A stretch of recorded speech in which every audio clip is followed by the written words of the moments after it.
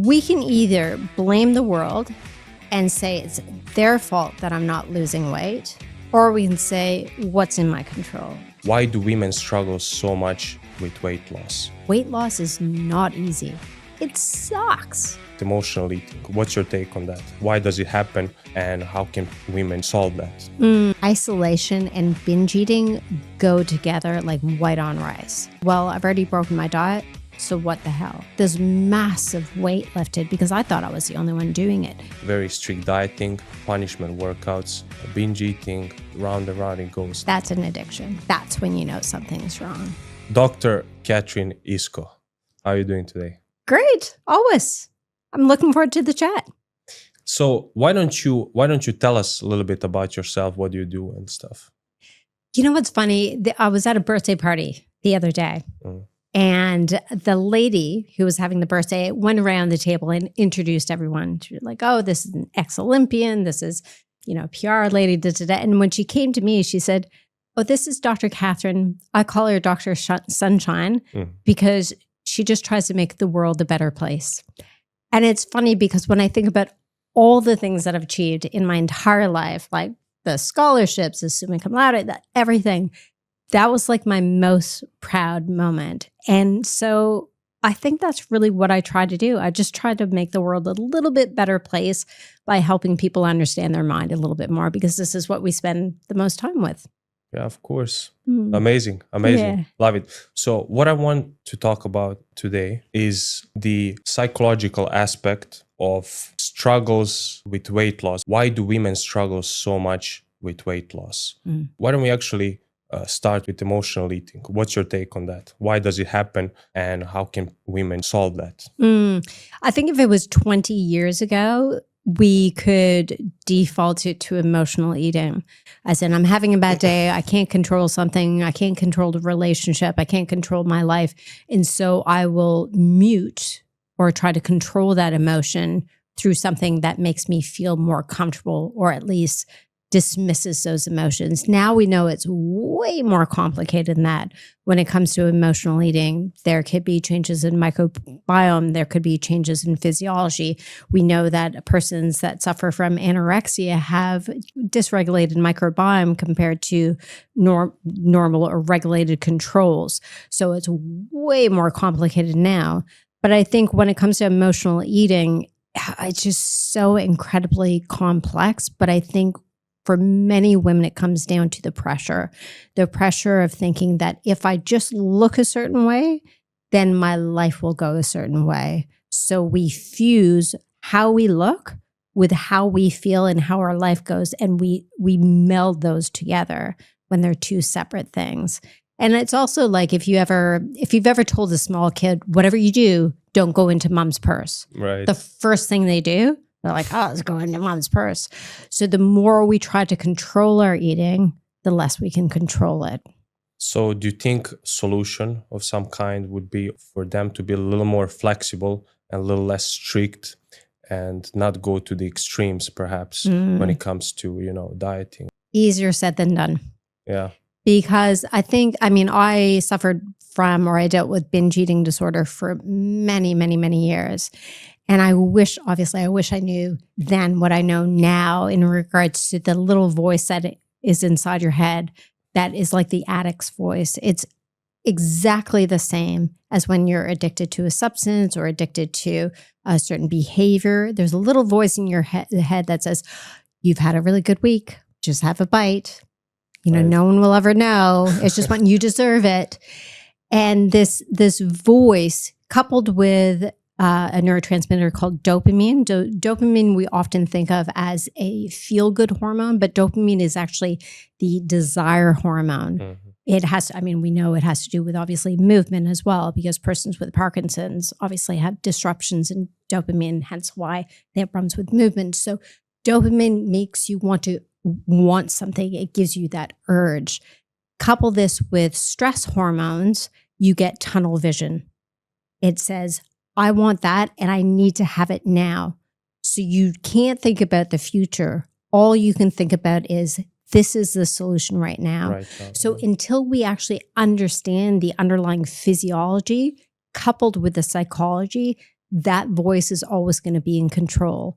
And I think this is a bit of a secret sweet spot that we need to help people understand, is that your physiology will always trump your psychology. Meaning, if you don't understand that your neurotransmitters in your body are going to drive you to do something, no amount of strength when it comes to the mindset will ever fix that, because our physiological drive to do something is so incredibly strong, it can take over. And so when it came for me to try to fix my binge eating, the more control I put under myself, the more it just made it 10 times worse, because you would go on this back and forth. You would try to be as perfect during the day because you're trying to fix what you're about to do at night. Mm-hmm. So I would be the perfect dieter, not eat, and be like that strict friend. Oh, I wish I had her mindset, like to be so straight. And then as soon as I got behind closed doors, that's when I would just uncontrollably binge, until I understood the neurotransmitters, the hormones, and the physiology behind it and what was driving it. Is that how you solved your issue, right? Understanding, educating yourself. Yes, absolutely. Education is the most powerful. Knowledge is something that no one can ever take away from you, as long as it's the right knowledge. There's a lot of misinformation around as well. So a lot of people will go to therapy. Is this a childhood trauma? Is this a past? And it might be. Investigate it. But I think when it comes to the brain and how the brain drives behavior, that to me is the most efficient way to move forward. I mean, my dad's he's retired, but my dad was a physiologist. And from a very young age, he always taught my brother and I how the human body works. So if we had a cold and our snot was green, he would actually say, I was like, why is my snot green, Dad? And he would explain it. Or he was studying hiccups. And so he would explain why hiccups happen, when the diaphragm gets out of sync. And I remember once, we were on a road trip and there was roadkill. And there was this porcupine that had exposed innards. And it was like, well, that's the intestines and these are the maggots and that's. And so having this knowledge, you realize that, well, this is a bit existential, like, we're actually just like a really cool computer system. Right. And once we understand that we don't have to accept the program that we were born with, and it might be hard, but we can reprogram the way we see ourselves in the world around us and how we interact with it, that's when life starts to get really magical, because we're no longer robots. Right. We can start to really feel. And that's why obviously what you do is really important as well. You are that mirror to people to guide them into a new way of living. You can't do that by yourself. It's very difficult to, trust me. Right. It took me about 20 years. Right. I feel like a lot of, not just women, a lot of people, they, in 99% of the time, they know what they need to do.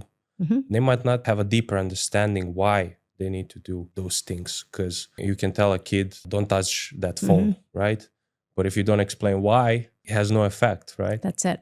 I want to talk about this vicious cycle, right, that women go through. Usually one of the triggers is either a comment from a friend, or they just see some unrealistically perfect looking, I don't know, Instagram model or TikTok or whatever. And they go into this vicious cycle of very strict dieting, punishment workouts, and then obviously they slip up and then they crash, right? They start binge eating.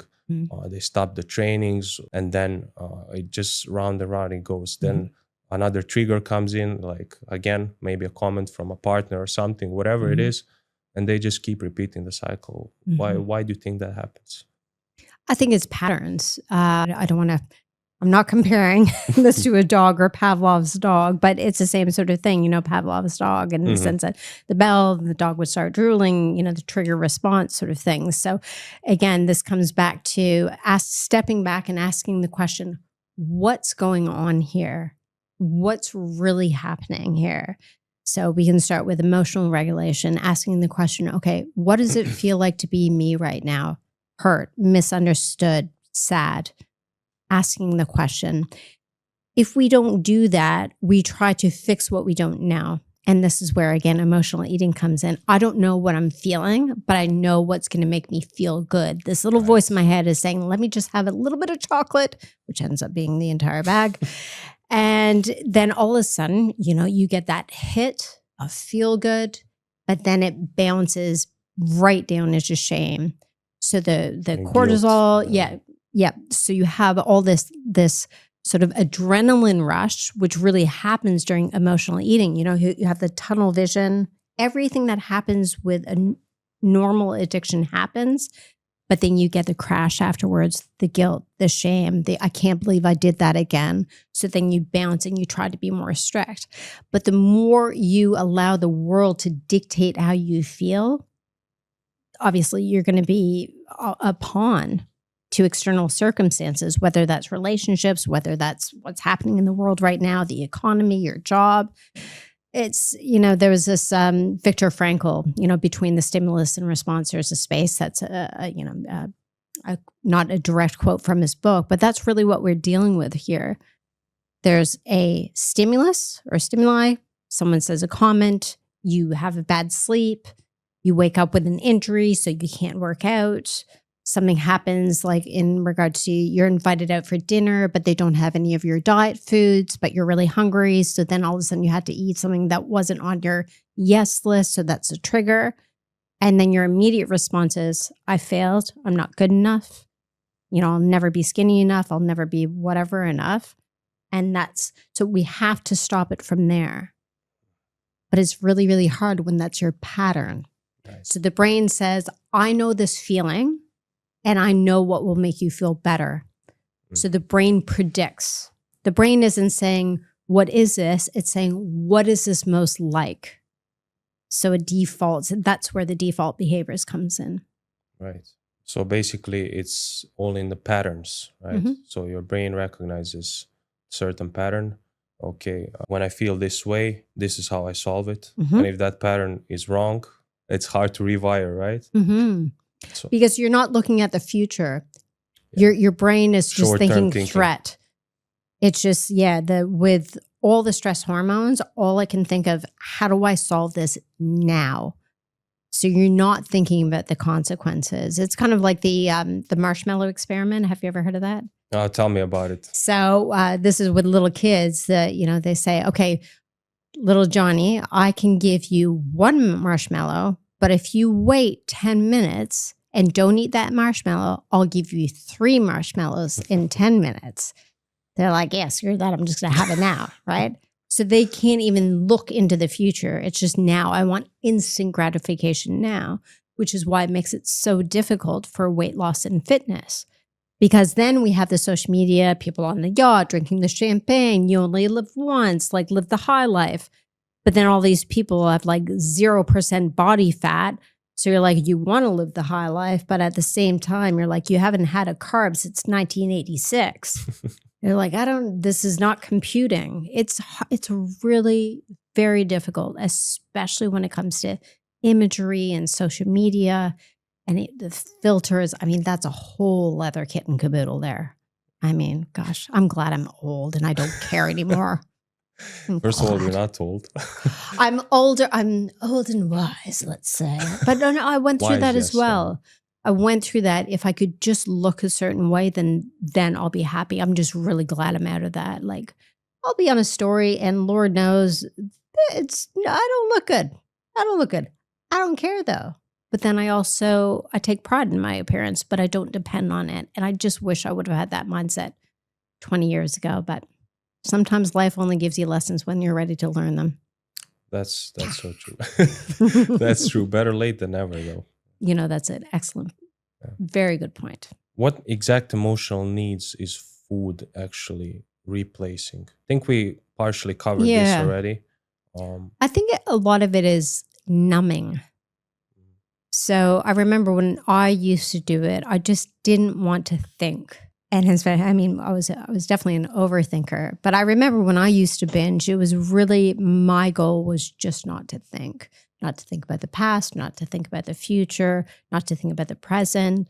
So oftentimes I would be very soldier-like in my behaviors where especially back in during my master's degree, that's when my binging was catastrophic. I should have been definitely in inpatient, no question. So I would come home. On the way home, I would go to the grocery store. I would get all the foods, all my no foods, come home, let my dogs out. And then I would literally set up the binge like OCD style. And then I would open up my computer. We didn't have Netflix back then. So, you would stream all like Prison Break or, whatever. And I would just watch these episodes and binge well past the point of pain and get rid of it, then come back and binge again. And it was just robotic. So I didn't feel a damn thing. And that's, I think, what makes it even more difficult. Like the rebound effect is when not only do all those feelings come back, the feelings of shame and guilt, but all the things that you're trying to push aside that you have to deal with again. Right. And you do not have any semblance of logic.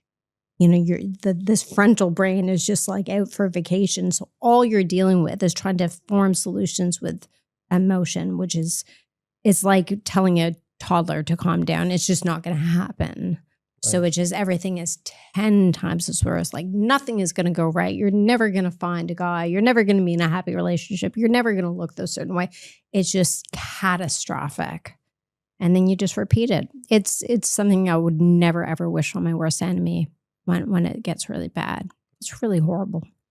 And, I'm glad you mentioned part where you said like you watch Netflix and you binge and stuff, because I recognize myself in that certain pattern because I might not per se binge on junk food and stuff, but I have this habit of like, if I'm having a meal, it could be chicken and a salad and some rice, it doesn't matter. It could be a healthy meal, whatever.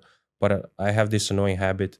I turn on the TV, even if it's for 15 minutes, I have to watch something and eat. It seems hard to kind of introduce the new pattern. You know what I mean? And could you talk to us a little bit more about why is it so hard to, let's say, introduce a new habit and turn the new habit into a pattern? Yeah, of course. So which hand do you write with, right or left? Right. Okay. So imagine I tell you to go home, and from this point forward, you have to write with your left hand and left hand only. No way. Right. So if you really, really, really think about it, so when we engage the frontal part of our brain and we're really, really concentrating, okay, Kat says I only have to write with my left, right? And then something happens. And it comes out, like how's photos doing? And then you start getting distracted and this, you don't focus as much, right? And your mind starts to wander. You pick up a pen and you just start writing. Oh, darn it. Okay. And then you try again. The thing is, we cannot stay focused all the time. It's just too exhausting. And we also have this other part of our brain that's sort of like the mind, what is like the chatterbox. It just like doopy-doopy-doo. It's sort of that takes control a lot of the time. It uses up to 80% of our energy. It's called the default mode network.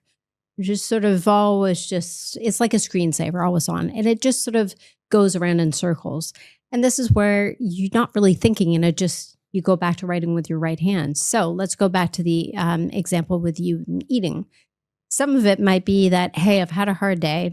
I've done a lot of work with clients and I deserve this. This is what makes me feel good. So there's that little voice in your head that says, you've had a hard day. You do what makes you feel good. And that's it. So we have to say, well, what do we really want here? What are we going to give up to get the habit that we actually find useful? So for me, when I eat, phone is away. I usually sit outside and I look outside.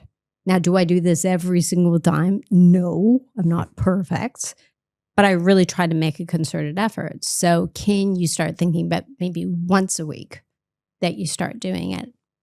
See how that goes. It might be that out of all the things that you have in your life right now, this is just something that makes you feel good. So do it. You know what I mean? I guess what I'm saying is we have to pick our battles. Right. Sometimes if it's Netflix and a chicken salad, I think you're doing okay. Yeah, of course. I mean, but if it's something like emotional eating where it's a default, where, I mean, the The definition of addiction is when something in your life is so incredibly controlling that you start, I'm not going to get this definition right, but basically you start giving up things that are healthy for you, social relationships, normal routines. You start calling in sick for work. You don't meet up with friends, whatever like that. If that was binge eating for me, I remember once I had a buddy of mine came over and I literally hid in my apartment. Lights were on. He knew I was home and I hid because I could not face him. That's an addiction. That's when you know something's wrong, when you're starting to give up things. Right. And it's hard. Like, I know there's going to be someone listening and they're like, yep, that's me. And you might be thinking like, how am I ever going to get out of this cycle? You can. It's just right. It's hard. It is hard. How did you do it though? I read a book Mm-hmm. and it made sense. And I think this comes back to sometimes the right information comes to you at the right time when you're ready for it. If I would have read this book 10 years, 20 years prior, I don't think it would have worked. But it was this addict's voice. And it finally made sense because I was constantly thinking, well, maybe there was something in my childhood that I haven't dealt with. And I was like, no, pretty good. I've done like enough therapy for most people in their life, right? I think I've covered that. Okay, maybe it's this, maybe it's that. Sometimes you just need to find the right solution for you. For some people, it's going to be therapy. For me, it was just understanding that little damn voice in your head and that you do not have to respond to it. So there's two different things that you can do. One, so we have dopamine, super, super high. This is the urge. This is, I need it now. An example with this would be, I have a little shoe problem. So I'll walk into a shoe store and I'll see a pair of nude shoes. I do not need another pair of nude shoes, said everyone to me ever. But I walk into the store and it's like, yeah, but these are different. There's that little voice. Oh, but you don't have these. They're like a lighter shade of nude and they're on sale. Oh my God, you're basically making money if you buy these shoes, right? So that voice is da-da-da. So dopamine is really high. Adrenaline is really high. Tunnel vision. There's no past, there's no future. And the people listening, they can use their own example, like whether it's walk into a car. No, it doesn't. I'll find funding, blah, blah, blah, blah. All you have to do is delay and distract. So That's delay, the best advice.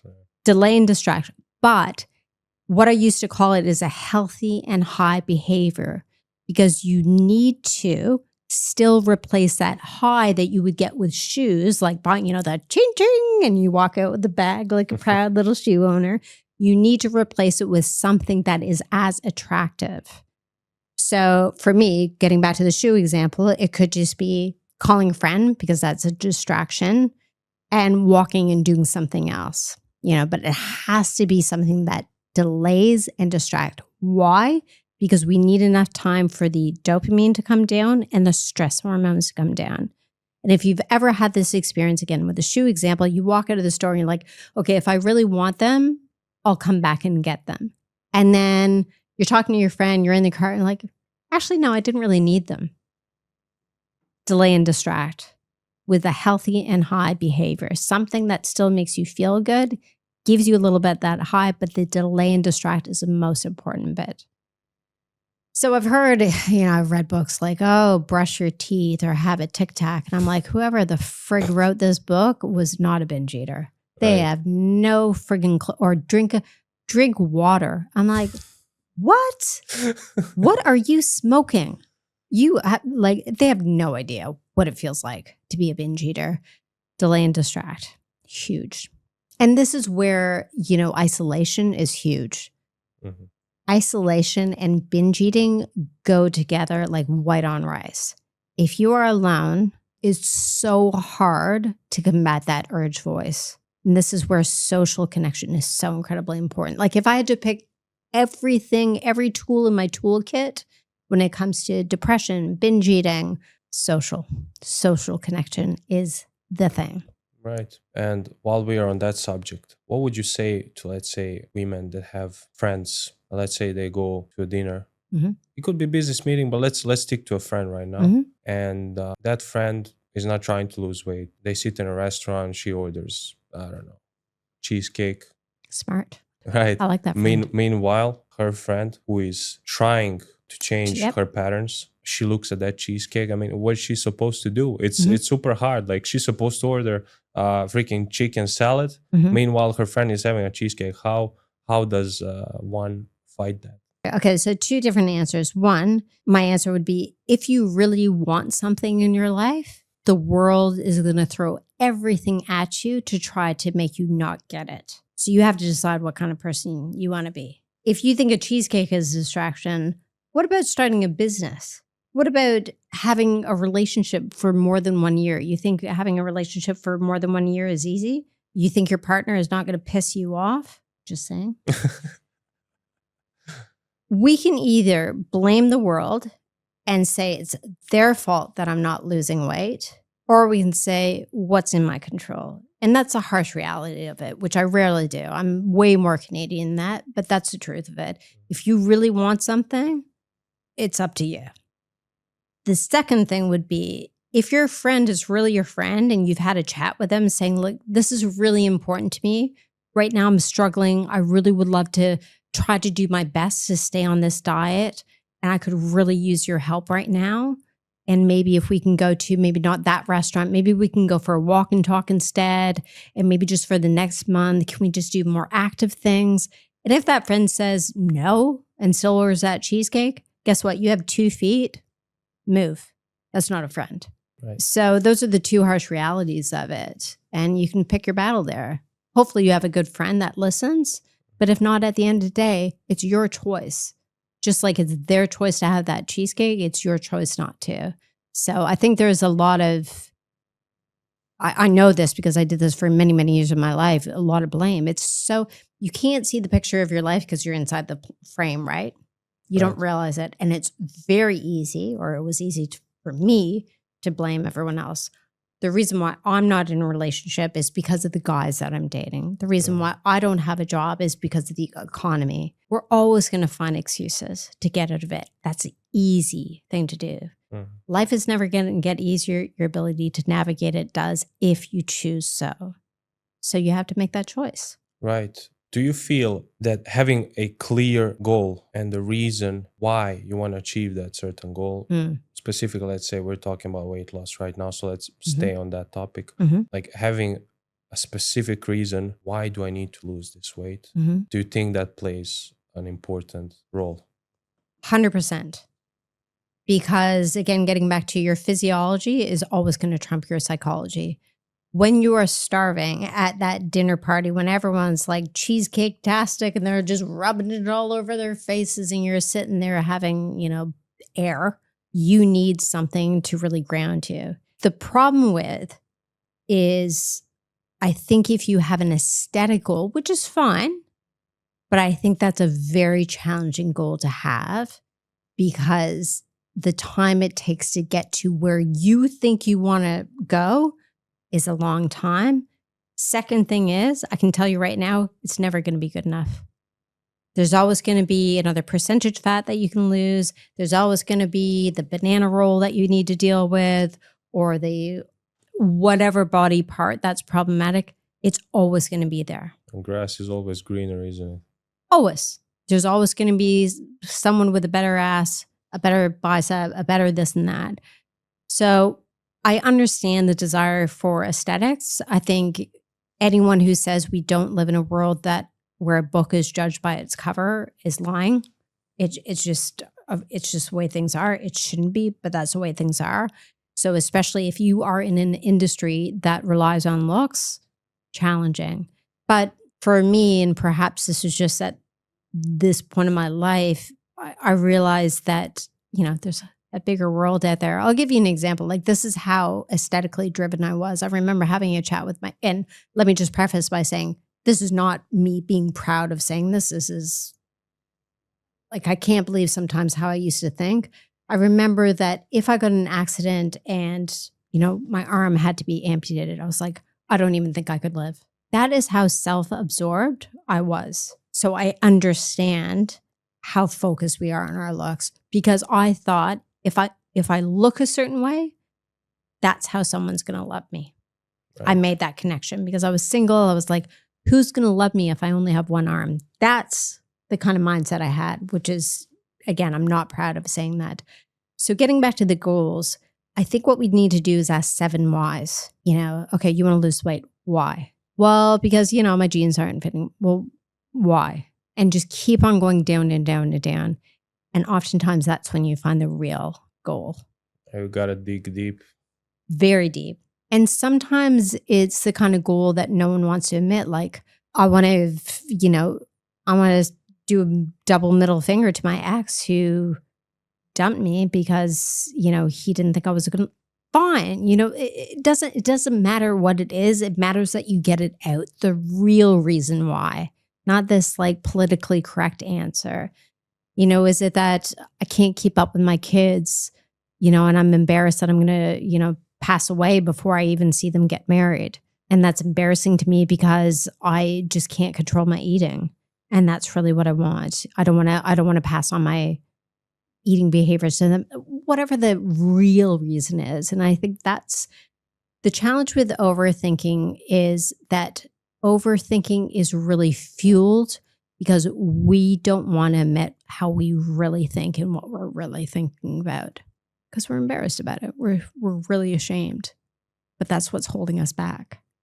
Right. Just going back to what you said about if you lost your arm, you couldn't even live. It's not the same, but I can relate. I remember breaking a finger. I fell off the bike. It's a funny story, actually. I was celebrating that I broke only a finger because I literally flipped like 6 times. Bike fell on my back. Like, I was going down the hill. It was crazy. Like 2 days later, I was in the gym.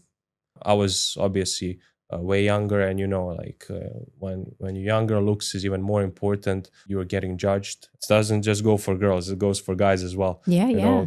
So yeah, I can relate. Oh yeah, I remember I went to my MRI appointment because I was having pain walking. Went to the MRI. I cycled there, did the MRI. They said you have a severe stress fracture in your pelvis. And then I got on my bike and I cycled on. And he was like, you can't run. So I couldn't walk, but I still went for a run on broken bones. I used to run until my feet were my socks were covered with blood, like through sickness. I remember when I got meningitis, I didn't realize until I had meningitis later, but I was cycling to and from the university, which was 40 kilometers, 20 kilometers each way. And so I cycled home feeling horrendous and went from there. Like, just, again, this is a tunnel vision. Today's the only day that matters. I have to burn those calories because if I don't, nothing else matters. We just put everything into that basket. Like, nothing else matters. It's wild. It's wild. I understand it though. Yeah. All right. So I remember I used to have a client. She just loved brownies. She loved brownies, and it would be like I would tell her, okay, have 1 or 2 brownies every other day. It's okay. But no, she couldn't stop herself. She eats one, then another, then another, then another. And I tried many things. I tried to replace it with healthier options, but she just couldn't.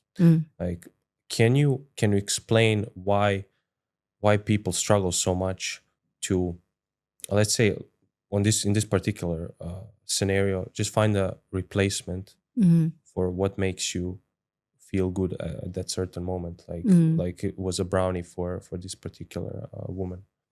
I think it's hard if you can lead a horse to water, you can't make him drink. If that is, she probably knows what she needs to do. There's no, I don't think there's any question in that regard. 100%. But there's a study done, I think it was 1978, and it was called the milkshake study. It doesn't matter like the how it worked, but the result was they came up with this saying, the what the hell effect. And this is actually the very famous scientific study. The effect they called it was the what the hell effect. And it was basically, well, I've already broken my diet, so what the hell?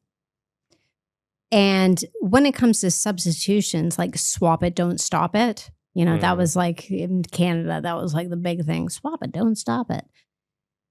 I think The problem is if you're not getting what you really want, you're going to seek it elsewhere. That's the addict's behavior.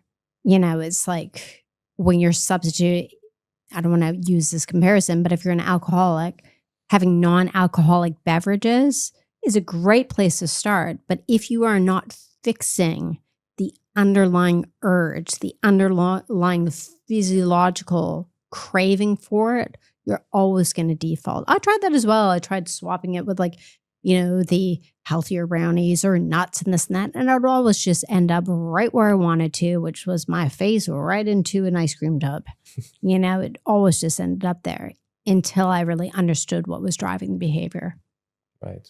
So that was the solution for you, right? To always deep understanding. Really understanding it. So you can somewhat manipulate, right? Yeah. And then also just the social connection was incredibly important, because when it comes to addictive behaviors, especially when it comes to binge eating is the most demoralizing, demeaning addiction. It's horrible because, there's also the guilt of, here we are, half the world is starving, and here we are gorging on food. Like, look at us privileged. So there's that. There's also, well, we need to eat to survive. So how can we eat a little bit, but not a lot? Like, there's just so much going into, binge eating. So that's a challenging bit as well. So to stop it is really fueled with shame. And like, even just me, admitting that I was a binge eater took years. And I remember I admitted it to one of my girlfriends, Sarah.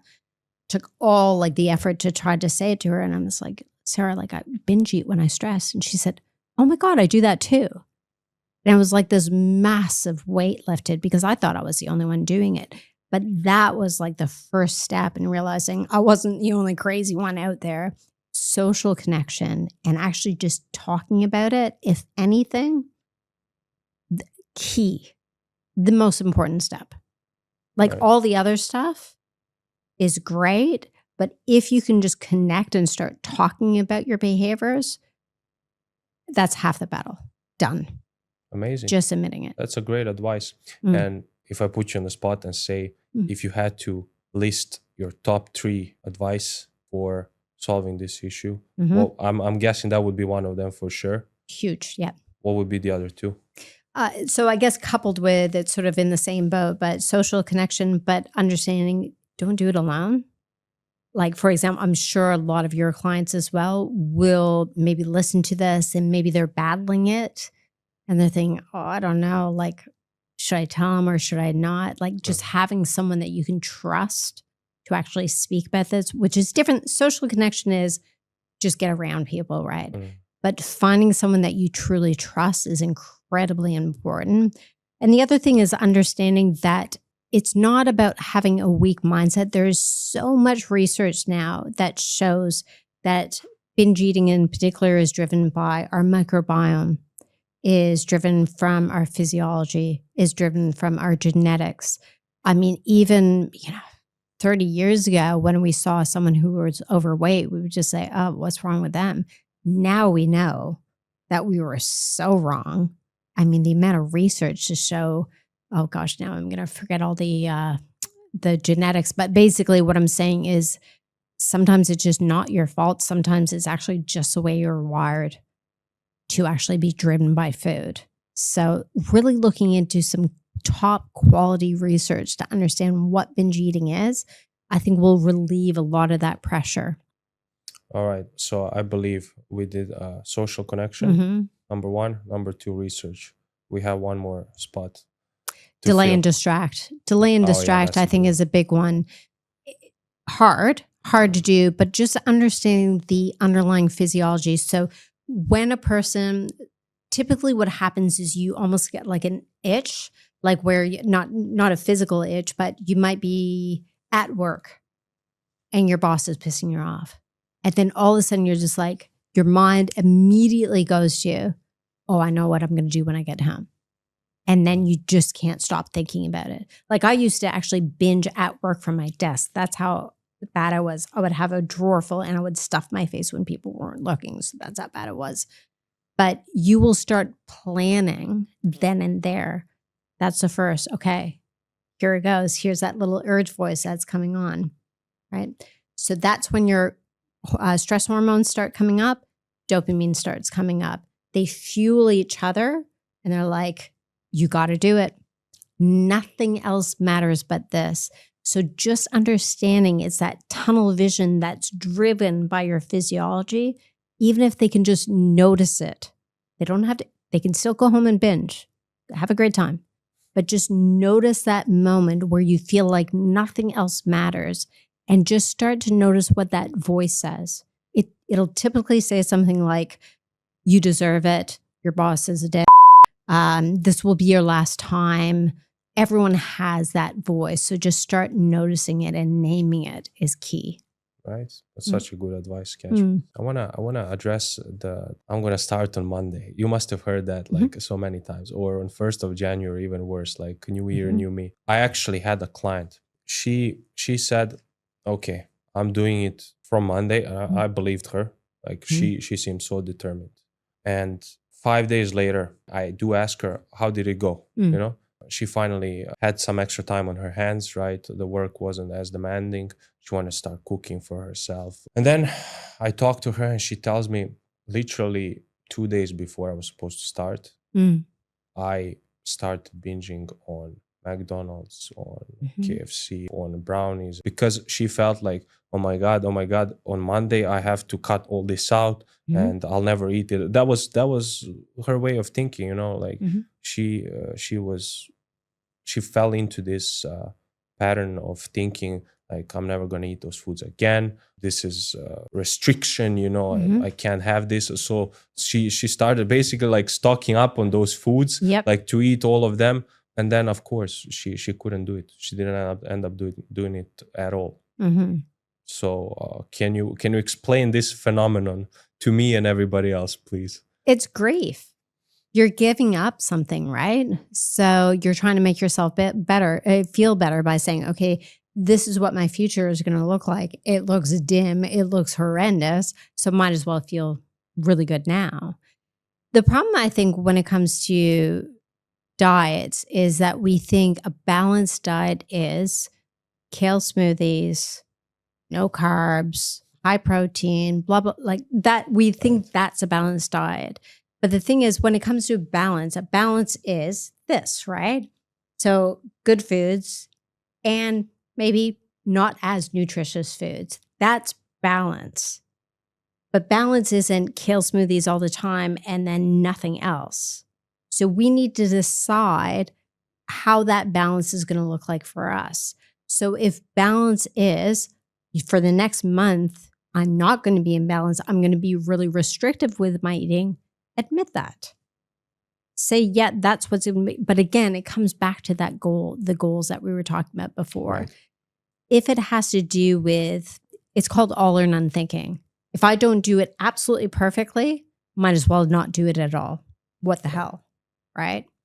And this is where it becomes really challenging. If you don't have a goal that's meaningful, truly meaningful, you're going to be putting a lot of effort in for pain. Right. No pleasure. If I remember correctly, the goal was literally, I want to look good on the beach. And I guess that wasn't enough. No. We needed more. Right. So what I would do in that circumstance, okay, tell me more about that. Like, what does that day look like where you look really, really great on the beach? Okay. Well, I saw this bikini on Shein and it's like red and I really wanted to wear it. Okay, great. All right. So you're on the beach and you're feeling really good. Tell me like, what's that about? And they're like, oh no, I just feel really good. I'm like, well, is anyone looking at you? Like, well, okay. All right. Now we're getting somewhere. Okay. So you have people looking at you. How what's going through your head? How does it feel to be you right there? And this is when we, brush off all the BS and we start getting somewhere. Right. That's the real goal. I want attention. Okay, tell me. Okay, why do you want attention? Well, I feel like my life is just going by and I'm seeing all these social media influencers and they're getting all these likes. And I'm finding like, I'm now 28 and what am I doing with my life? I feel like I need to get more Botox. Now we're getting somewhere. Now we're getting to the true goal, which is I feel lonely. I feel unloved. I just want someone to say to me that I'm pretty. That's what I want. I want someone to say to me, you know what? I think you're beautiful just the way you are. Aha. Okay. Now we're getting somewhere. And let me tell you, a $5.99 red bikini from Shein is not going to float your boat. That's not going to fix it. Right. Now, I'm not going to, like, I'm a friggin' size 2. I'm not going to say that, and I take pride in my appearance. Like, I'm not here with no makeup on this, and I'm not saying that. I'm saying there's a big difference between obsessing on our appearance and depending on it for our validation and taking pride in it. Two very, very different things. Very different things. And if we're depending on others to feel good about ourselves, that is a very empty goal that's going to end up in McDonald's. Right. For sure. Every time. I can guarantee it. So yeah, they have to dig deep. Yep. And find the real reason why they want to do That's what it. they want to do. And that takes time. You know, I think when it comes to getting someone's real goals versus what they think they should say to you, because I'm sure a lot of your clients, you know, they want to impress you. You know, whether they admit it or not, they want to be your favorite client. They want to be like that client that does everything. But it's you know, trust is like laying bricks. You need to give them a little bit of you for them to give a little bit of them back to you. And that's when you build the trust. And I'm sure this would have happened to you before, that as you build that relationship, you really start to get to know them. And that's where change can happen. That's my favorite bit. Yeah, but that would require them to really know me, spend some significant time with me, let's say. But if we take, let's say, let's call her Karen, whatever. Let's say Karen, she wants to lose weight, and she's just about to start her journey, her weight loss journey. She needs to start. And how do we get through this rough patch first month or two, you know, without her slipping up, you know, because obviously we don't have enough trust yet between us, right? So how do I get her to open up, let's say? I mean, this is taking me back to my former life, but when I used to do consultations for weight loss, it was in my office. And I remember that they would do an intake questionnaire with 7 different areas: nutrition, exercise, sleep, stress, state of mind, state of something, and state of satisfaction. This is the forever approach. This we're taking back. But there was 7 different areas, and I would do a question on all of them. And typically it was like an iceberg. And at the very, very, very bottom was state of satisfaction. How satisfied are you with your life right now? The answers of that says a lot, because why they're doing what they're doing or wanting to lose weight, the answer is usually at the very, very bottom of that iceberg. The secrets, I had an affair and I feel bad. I want to have an affair. I hate my job. You know, everything from I love my kids, but I wish I didn't have them. I mean, the secrets that people hold are way down there. So I would sort of expedite that process. That's how I would do it. I would do a 7-day, really, really intensive approach. And I would share a lot of me. I think if I'm asking someone to open up to me, I think it's right that I open up. That was my method, though. I'm not Makes saying sense. yeah. So Lord knows I'm probably too open of a book now. But I found that helped them in their journey. I'll give you a really, really brief example because everyone knew about my binge eating and so forth. So I was working with this lady and she had a severe binge eating disorder. And I said, like, why don't you work with a psychologist? Because like, let's do this in tandem because we want to get you fixed. And she was doing well. And then all of a sudden I get a phone call from her because I would give all my clients my phone number. I said, if you're really in a bind, call me. Again, this is that social connection. You got to delay and distract, right? So she said, Kat, I'm here. I'm in my driveway. I've just gone to Kohl's, which is a grocery store. And I have my entire trunk full of binge food. My husband's home, and I usually just go in my room and binge eat in secret, and I don't know what to do because I don't want to do this anymore. I said, okay, here's what you're going to do. You're going to go in, get your husband, bring your husband out to the trunk, open the trunk, and say to him, this is what I do. I don't want to be fixed. I just need a hug. I'm going to start. I cry every time I say the story. But she did it. She went in and got her husband and said, I don't want to fix. I don't want you to say anything. I just want you to hug me and just tell me that you love me. Never binged again. That's amazing. The shame that we feel because of the secrets that we hold. One of my clients once said to me, you know, she was trying to lose weight. And she said after the 8 weeks that I was working with her, she's like, you know what the weight that I really wanted to lose? The weight of guilt and shame. That's the weight that we're really looking to lose. Once we lose that, thank you. Chef's kiss when it comes to life. Happy days, though. Happier days. Happier days. Happy is one thing. I think for me, it comes down to pride. Listen, eating diet food, I'm sorry, I wasn't happy. But you can be proud. You can say, you know what? I'm proud of the fact that I'm sticking with my diet because I want to be able to run with my kids. Mm-hmm. I want to be able to go on the beach and feel good about what I'm doing for my body. I'm proud of that. Happiness comes down the line. I think when it comes to pride, feeling proud that you can walk into the gym and say, you know what? Last week, I could only do 2 sets. This week, I'm going to try to do 3 sets. I'm proud of that because I'm putting in the work. I think this sense of pride, we don't talk about it enough. You're so right. Yeah, You're so right. The happiness, the getting on the scale. Oh, I've lost another kilo. What about? It's like what's your New Year's resolutions? That's a noun. That's a thing. What are you resolving to do? It's the verb. What are we doing different? Not what do we want? What are we doing different? I'm going to get off my soapbox now. As you can tell, I'm very passionate about this area. This is some powerful advice as well.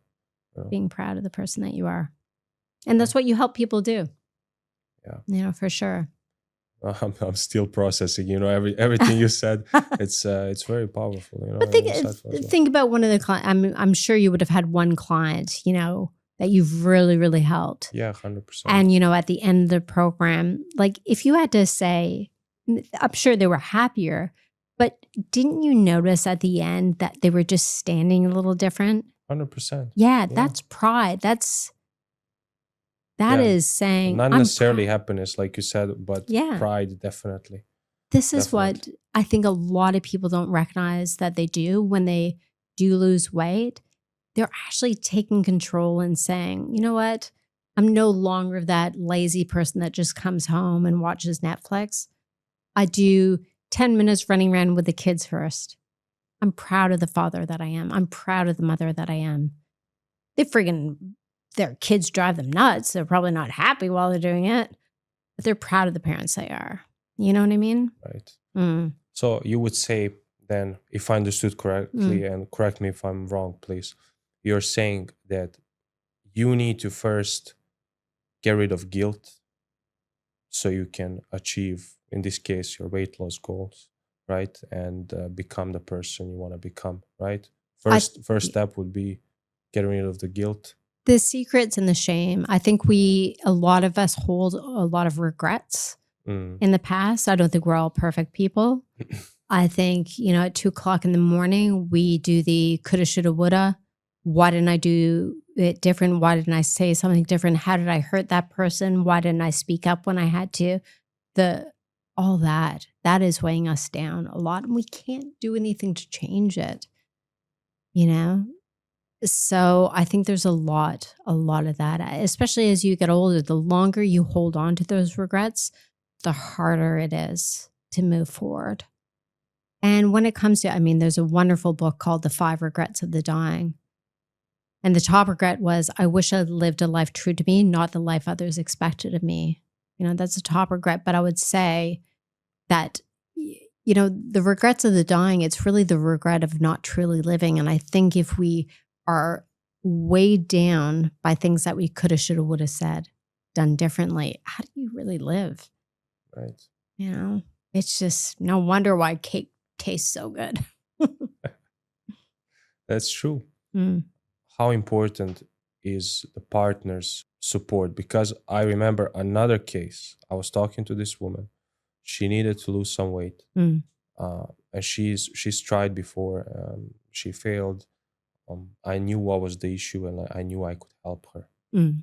And she was ready to go. But then she talked to her husband. Her husband basically told her, "Don't be weak. You can do this by yourself."